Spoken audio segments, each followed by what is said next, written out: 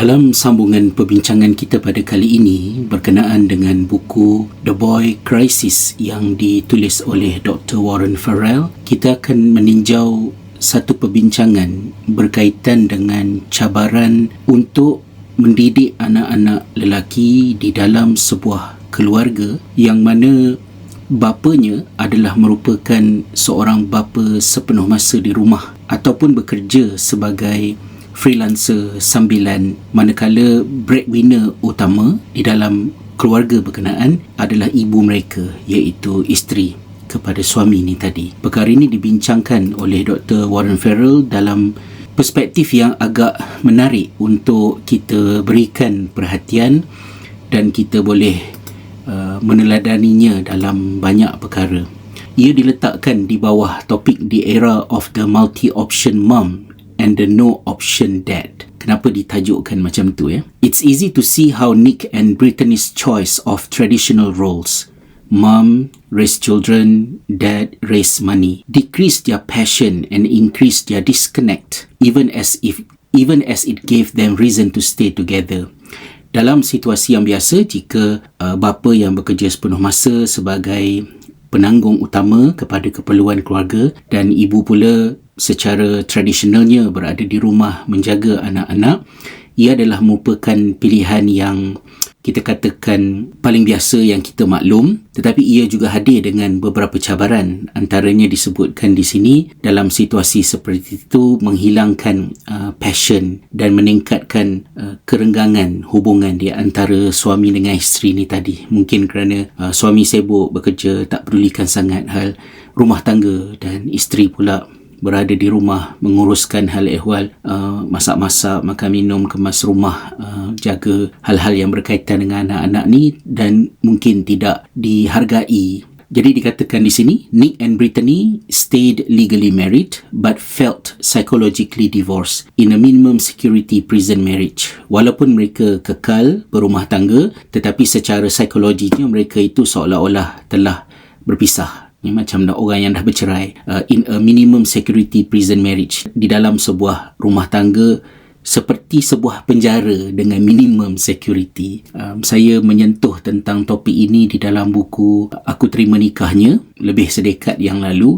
Tak ingat dalam buku yang mana satu, pertama, kedua ataupun ketiga, sebagai memberikan peringatan kepada pasangan suami dan isteri agar menjaga supaya tak terjebak dalam keadaan macam ni yang biasa terjadi. Janganlah dimulakan komunikasi kita yang baru balik daripada kerja ni dengan sesiapa sahaja yang dekat rumah tu dengan benda-benda yang membunuh passion, membunuh rasa kebahagiaan. Antaranya macam sampai rumah cari salah, ini tak betul, itu tak kena, kenapa ni tak buka, buat ini, buat itu. Semuanya berbentuk arahan mencari salah berbanding dengan bertanya khabar dan melemparkan senyum bukan semestinya kerana kita happy. Kita memang penat, kita memang keletihan balik kerja, tapi kita senyum tu untuk menggembirakan. Senyum tu sebagai sedekah kita, dan sedekah yang paling besar maknanya adalah jika kita bersedekah kepada keluarga kita sendiri. Nick and Brittany felt they had other choices for Brittany but not for Nick. Dalam situasi seperti itu, kedua-duanya beranggapan bahawa si isteri tadi ada banyak pilihan yang mungkin boleh dipertimbangkan, namun keadaannya tidak sama dengan suami. Bagi isteri tadi, Brittany was married and Nick was working.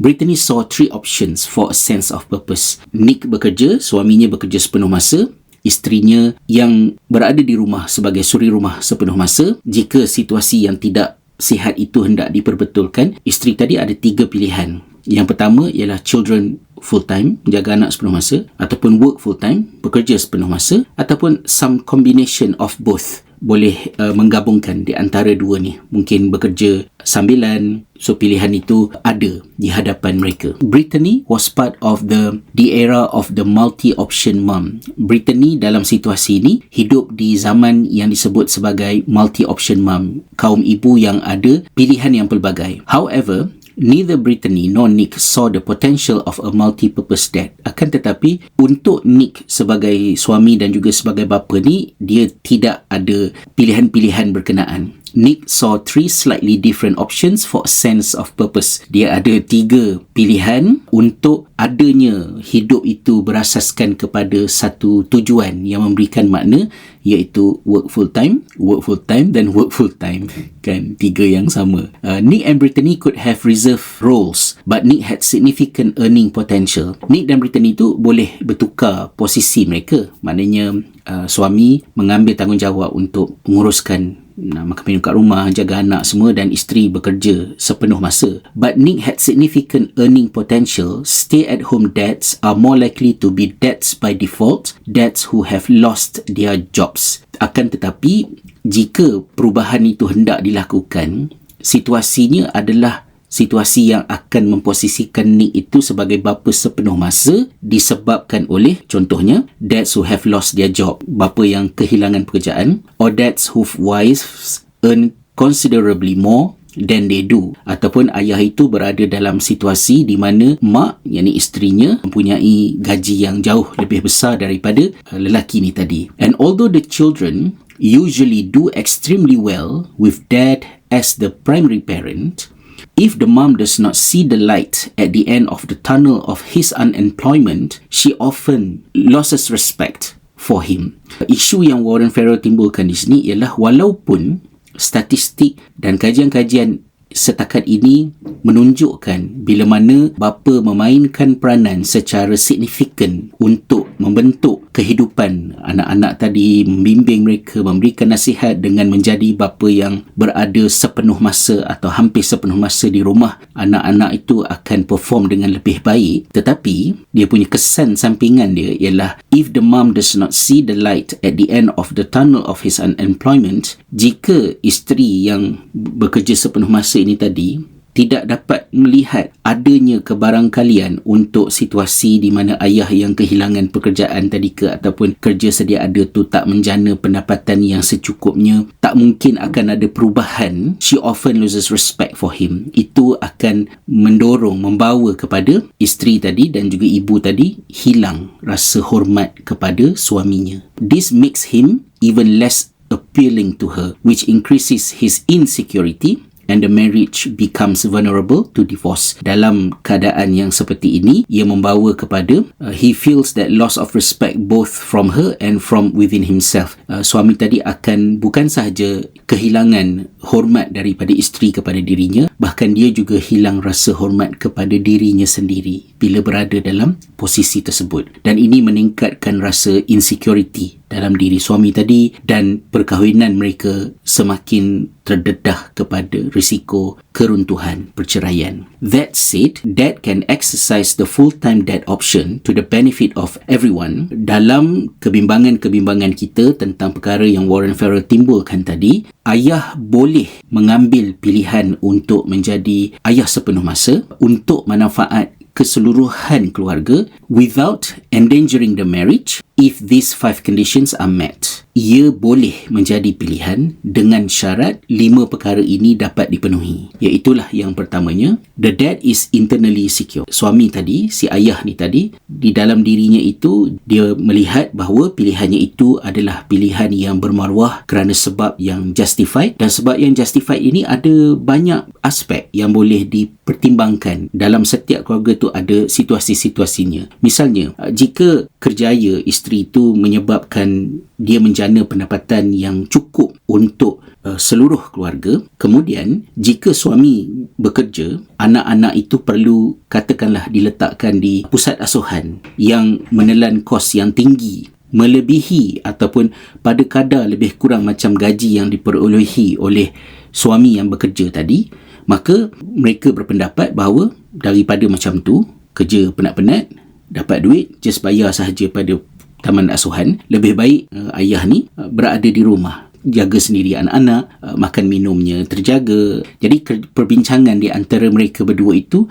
membawa kepada rumusan yang dipercayai oleh suami tadi bahawa ia adalah merupakan pilihan yang munasabah, bermaruah, dan bukan menjadikan suami itu seperti seorang yang tak guna kerana berada di rumah. Jadi the dad is internally secure. Itu syarat yang pertama. Kemudian yang kedua, The dad understands and articulates to the mom the nature of his value to the children. Ayah itu secara jelas memahami nilai pekerjaan ataupun pilihan yang dia buat dan boleh menjelaskannya kepada isteri tadi, to the mom, the nature of his value to the children. Apa nilai dia kepada anak-anak. Maksud dia, bila mana awak yang bekerja sepenuh masa, saya menguruskan makan minum dekat rumah dan memberikan nasihat kepada anak-anak, semua perkara ni, perkara itu memerlukan kepada bapa untuk mempunyai naratif yang boleh dijelaskan dan bukannya kerana less qualified, tak berguna, tak mampu untuk menjana pendapatan. Naratif itu boleh diproses oleh bapa tadi, dijelaskan kepada isterinya agar isterinya dapat melihat di manakah suaminya yang berada di rumah itu di mata anak-anak mereka. Yang ketiga, the mom fully values his stay-at-home dad role and never shames him for earning less. Ibu itu yang bekerja sepenuh masa tadi menghargai peranan yang dimainkan oleh si ayah tadi, suaminya, sebagai stay-at-home dad, dan tidak sekali-kali mengaibkan ayah tadi disebabkan oleh si ayah tadi, suaminya tadi, menjana pendapatan yang kurang daripadanya. Memalukan suami ini boleh berlaku dalam keadaan sedar dan dalam keadaan yang tidak sedar. Dalam keadaan yang sedar disebut secara langsung, bapa kamu ni biawak hidup, bukannya ada apa-apa sangat. Kalau tak mak ni yang penat bekerja, tak makanlah kamu, katalah disebut. Itu secara direct. Secara tidak langsung pula disebutkan dalam bentuk yang mungkin tidak disedari. Misalnya isteri tu balik kerja, penat kerja ni, kan best kalau duduk kat rumah sahaja, tak ada buat apa-apa, tapi terpaksa bekerja. Nak buat macam mana? Kalau tak bekerja, apa nak jadi? Ia adalah satu luahan biasa yang diungkapkan oleh isteri kerana penat bekerja, tetapi luahannya itu memposisikan suaminya itu sebagai seorang yang tidak berguna kerana menjana pendapatan yang sedikit atau tak ada langsung,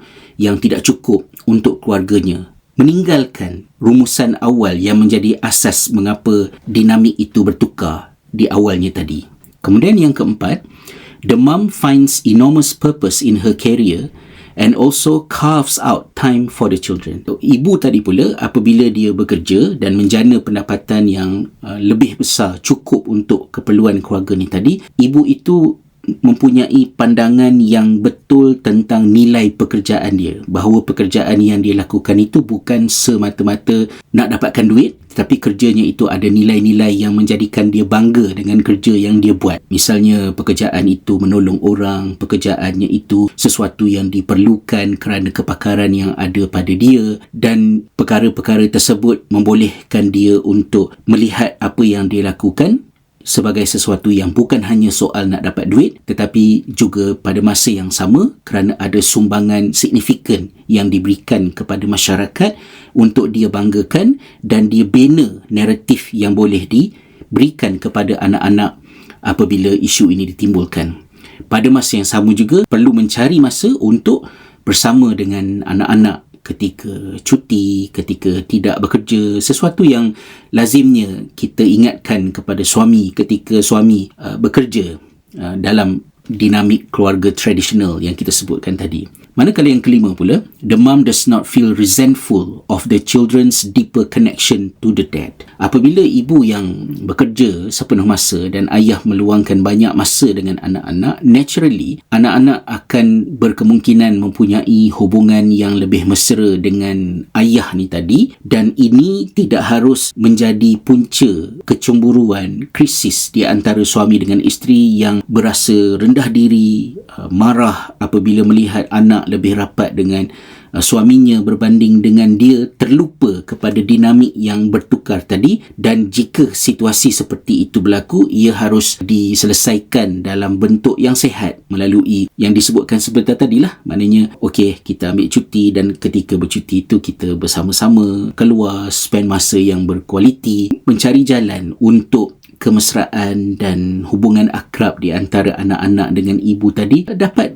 dibina, kerana tetap mereka itu adalah anak kita dan kita adalah ibu kepada mereka ni tadi. Sebagaimana nasihat yang selalunya diberikan kepada bapa-bapa yang sibuk bekerja ni, agar tidak mensisihkan kepentingan meletakkan masa khas untuk bersama dengan ahli keluarganya, isteri dan juga anak-anak. If the dad is also either making a reasonable income from home or developing something they both feel will eventually succeed, that enhances the probability of mom maintaining respect for dad. Seandainya stay at home dad tadi masih boleh menjana pendapatan dengan kadar yang signifikan dan mempunyai potensi untuk berkembang, untuk berjaya, itu boleh menyumbang kepada untuk mengekal dan meningkatkan rasa hormat isteri tadi kepada suaminya. Dalam arti kata yang lain, kita perlu akur bahawa nak tak nak, rasa hormat isteri kepada suami itu secara tradisionalnya sukar untuk dipisahkan daripada keupayaan suami untuk menjana pendapatan, membawa duit masuk ke dalam rumah. Dan jika perkara ini hilang, sama ada kerana terpaksa ataupun atas pilihan, kita perlu mengambil langkah berhati-hati kerana ia menongkah kebiasaan. Since meeting these 5 conditions is more the exception than the rule, the stay-at-home dad with a happy marriage is more the exception than the rule. Memandangkan kejayaan untuk memenuhi 5 syarat yang Dr. Warren Farrell senaraikan tadi adalah benda yang jarang, benda-benda yang rare, kadang-kadang berhasil berbanding dengan biasanya memang macam tu, maka kejayaan stay at home dad untuk berasa gembira dan mempunyai perkahwinan yang sihat, yang baik, itu adalah juga bersifat exception dan bukannya default kepada sebuah perkahwinan. Communicating about these conditions can help your son and his partner to be an exception. Dan kemampuan suami tadi untuk mengupas situasi di antara dia dengan isterinya itu kepada anak lelaki yang ada ni tadi, boleh menolong untuk anak itu, walaupun berbapakan seorang bapa yang dekat rumah dan ibu sebagai wanita berkerjaya, ia tidak menjejaskan sense of purpose yang sedang berkembang dan terbentuk dalam diri anak-anak. Why might your son not feel that a working wife frees him to engage in more fulfilling work that pay less? Mengapa kemungkinannya anak anda tidak dapat merasakan bahawa apabila seorang isteri itu bekerja sepenuh masa, ia memberikan peluang kepada seorang suami, iaitu bapanya, dan dia mungkin in future nanti untuk boleh ada lebih banyak peluang melakukan pekerjaan-pekerjaan yang lebih mendatangkan kepuasan, walaupun mungkin menatijahkan pendapatan yang kurang. Because he may not see his wife as interested in a husband who is paid less. Ini adalah kerana anak tadi akan develop dalam fikiran dia kefahaman bahawa melihatkan kepada apa yang berlaku kepada mak bapak mereka, dia akan merumuskan bahawa bakal isteri dia ataupun mana-mana perempuan takkan tertarik untuk bersama membina kehidupan dengan seorang lelaki yang gajinya lebih kecil daripada wanita itu tadi. And he may fear that more fulfilling work that pays less will leave him without love. Dan dia akan berasa bimbang untuk melakukan pekerjaan yang memberikan lebih makna dan kepuasan tetapi dengan pendapatan yang kurang, itu akan menjadikan dia ini hidup tanpa ada potensi untuk dikasihi, dicintai, ada wanita yang sudi untuk bersuamikan dia. And without love, your son's purpose has no purpose. Dan tanpa potensi untuk dikasihi, disayangi, dicintai oleh seorang wanita itu, tujuan ataupun purpose anak kita itu akan jadi tak ada maknanya dalam kehidupan. Simultaneously, our sons ada traditional sense of purpose. Being a warrior is also evaporating. Secara tradisionalnya, kalau dulu-dululah, maknanya untuk sense of purpose, seorang budak lelaki itu melihat kehidupannya itu ada objektif, ada satu benda yang dia nak capai sebagai satu, macam orang kata, perjuangan yang memberikan nilai, harga diri kepada diri dia. Benda tu juga semakin hilang daripada kehidupan. Since the warrior class draws disproportionately from the poor and less educated, joining the military traditionally fill 3 voids.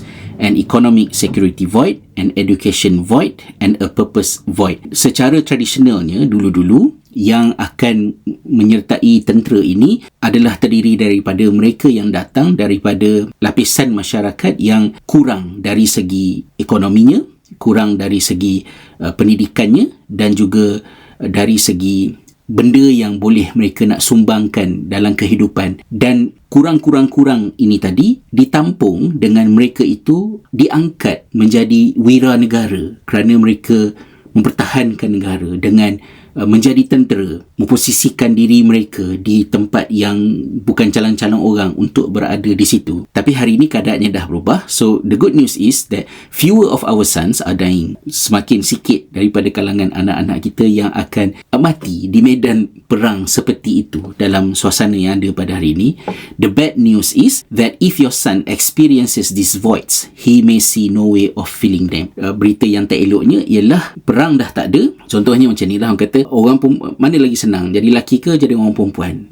Jadi orang lelaki paling teruk pun sakit bersunat je, tapi orang perempuan ni macam nak mati, bergadai nyawa untuk melahirkan anak. Dulu-dulu dinamik ini tidak terjadi. Saya ada menyentuhnya dalam buku Aku Terima Nikahnya lebih sedekat yang lalu, kerana walaupun wanita itu bergadai nyawa untuk melahirkan anak, suami juga berada di tempat-tempat yang merisikokan nyawanya di medan perang, melakukan pekerjaan-pekerjaan yang berbahaya. Tetapi apabila keadaan itu sudah tidak berlaku dan orang lelaki bekerja di pejabat, bekerja di sekolah, menjadi ahli perniagaan dan tidak lagi menggadai nyawa untuk sesuatu, maka maruah lelaki itu sudah tidak lagi setanding dengan pengorbanan semula jadi yang dilakukan oleh orang perempuan. Dan jika dalam situasi macam itu ditambah pula dengan keadaan maknya yang menjana pendapatan, ayah duduk kat rumah dan dia tengok situasi macam tu, lagilah sense of purpose anak tu akan hilang dan dia tak tahu dalam hidup ini apa benda yang dia nak buat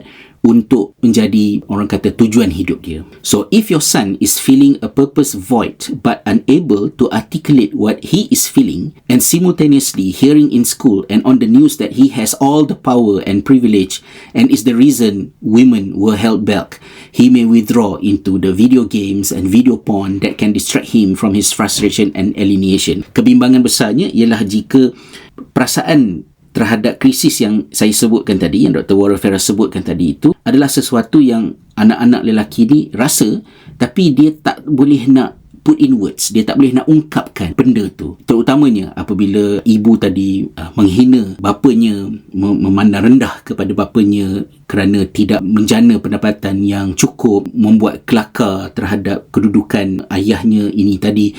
Mungkin anak tu tidak faham apa perasaan yang sedang bergelora dalam dirinya untuk dia nak ungkapkan. Kata Dr. Warren Farrer melalui kajian-kajian beliau selama berpuluh-puluh tahun terhadap isu ini yang menghasilkan naratif The Boy Crisis ini, mengatakan bahawa apa yang terjadi itu ialah budak-budak lelaki ini kehilangan sense of purpose dalam situasi kehidupan moden hari ini, dan diburukkan lagi dengan cabaran apabila yang menjana pendapatan keluarga itu adalah maknya dan ayahnya tidak dihormati oleh isterinya, iaitu ibu mereka. Dan dunia pula dipenuhi dengan naratif yang mengatakan bahawa orang lelaki lebih mudah untuk berjaya, orang lelaki adalah lebih ada banyak peluang, dan kerana orang lelaki yang ada lebih banyak peluang, maka sebab itu orang perempuan tertindas. Naratifnya kata begitu, tapi dia tak rasa dan dia struggle. Macam mana dia nak compete untuk dapat pekerjaan dengan lebih baik dekat sekolah something wrong somewhere yang menyebabkan potensi dia tak dapat dibangunkan sepenuhnya, and then nak bekerja pun bermasalah. Kalau dia nak buat satu pekerjaan yang meaningful tetapi menjana pendapatan sedikit, itu akan menyebabkan orang perempuan tak hormat dia. Dia tidak dapat berfikir dengan jelas tentang konflik berkenaan. Tetapi apa yang terjadi ialah kehilangan ataupun krisis sense of purpose ini menyebabkan budak-budak lelaki ini malas nak fikir benda-benda yang serius, benda-benda yang berat-berat, ataupun tenggelam, kabur, tak dapat nak fikir langsung tentang hal ini tadi.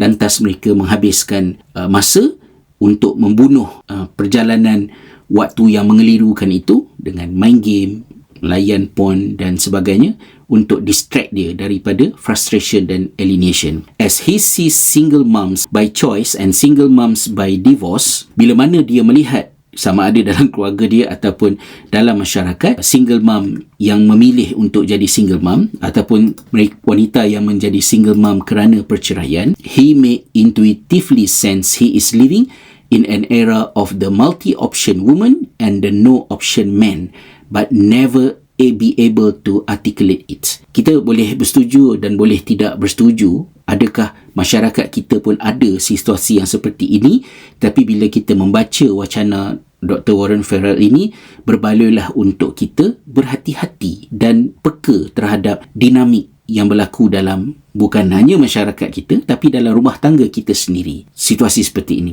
terutamanya bagi wanita-wanita yang berkerjaya dengan kerjaya yang advance, misalnya menjadi doktor seperti keluarga kami, perlu berhati-hati dalam hal ini, agar jangan dalam keadaan kita tidak sedar sesuatu yang negatif telah terjadi, meninggalkan kesan kekal sepanjang hayat yang sukar untuk dirawat di kemudian hari. Without a purpose, a boy often feels unneeded. If he feels ashamed to admit that he feels unneeded or doesn't know that's what he's feeling, he may also feel unheard and unseen.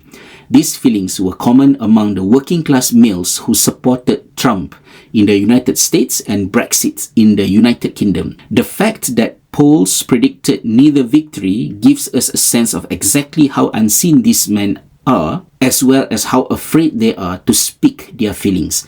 The good news is, gender roles within your son's lifetime have the potential for a greater liberation from rigid roles for your son as well as your daughter. The bad news is that the transition this gender liberation requires has yet to include your son. You can begin to encourage his inclusion as you acknowledge him for the validity of his unconscious wisdom.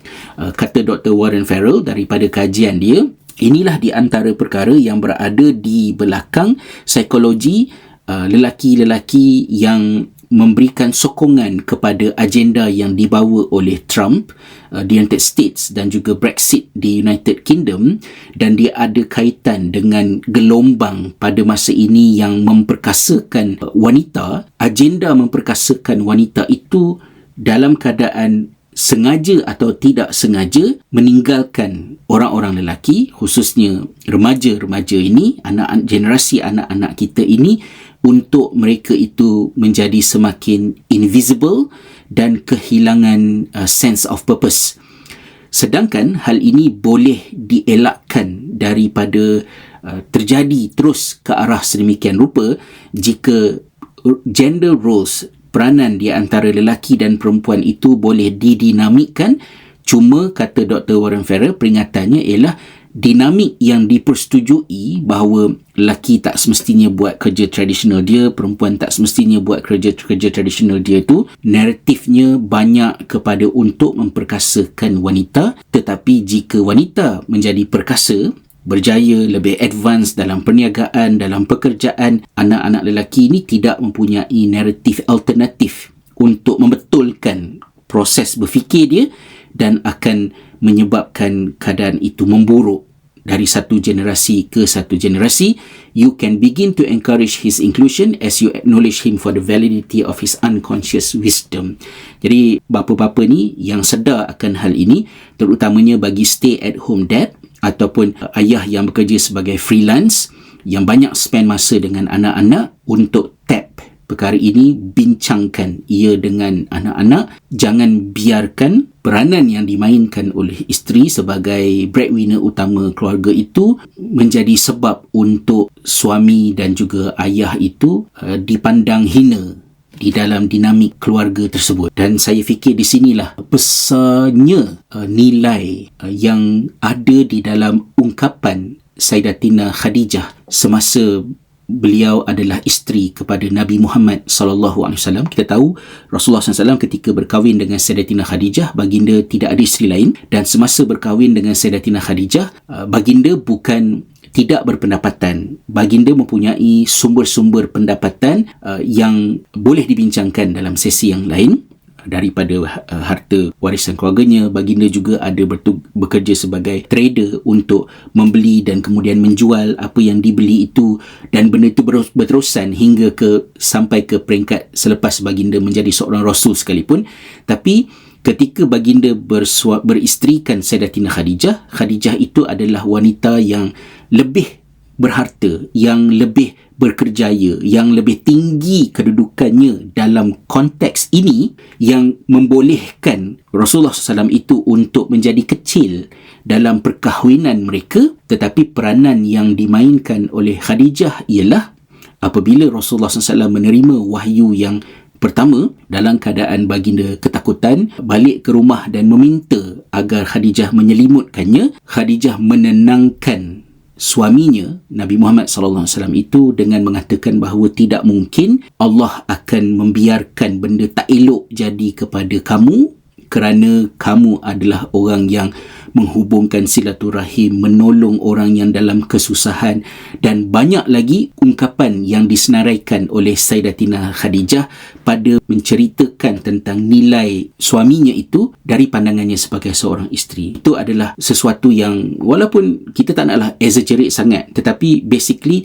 apabila Rasulullah SAW beristerikan isteri-isteri yang lain selepas kewafatan Sayyidatina Khadijah, kita dapat melihat banyak hadis yang menceritakan tentang dialog yang tajam di antara baginda dengan isteri, kesilapan isteri pada mengungkapkan kata-kata yang melukakan hatinya sebagai seorang suami. Tapi Khadijah tak macam tu, dan walaupun dia lebih berharta, dia lebih kaya, suaminya tak setanding dengan dia dari segi hartanya, tetapi Khadijah mengangkat suaminya melalui satu naratif yang meletakkan suaminya itu sebagai seorang yang dihormati, seorang yang mulia, walaupun menjana pendapatan tidak sebesar yang dia lakukan. Jika ada di kalangan kita yang memilih untuk berada di dalam dinamik rumah tangga isteri itu sebagai pemain peranan utama dari segi pendapatan, ambillah iktibar daripada hal ini, kerana jika satu dunia melihat suami itu sebagai seorang tokoh, orang yang hebat seperti Nabi Muhammad SAW, dia tidak sama dengan pengiktirafan oleh seorang isteri terhadap nilai suami itu. Jadi kalau satu dunia puji suami, tapi bila suami balik rumah, suami itu jadi lelaki bodoh kerana dipelekeh, dipandang rendah, pendapatnya tidak dipedulikan, pendapatnya tidak dirujuk, ungkapan isteri itu terhadap suaminya tidak memberi nilai yang sewajarnya terhadap siapa suami itu, maka itu akan mendedahkan kepada banyak cabaran dalam rumah tangga. So ini adalah sebahagian daripada perbincangan untuk kali ini, sambungan daripada topik The Boy Crisis yang ditimbulkan oleh Dr. Warren Farrell, yang sebahagian daripadanya juga telah kita sentuh berkaitan dengan pendidikan dan lain-lain dalam siri-siri yang lain di bawah topik ini. Semoga ada sedikit manfaatnya untuk rujukan kita bersama. Wallahu a'lam.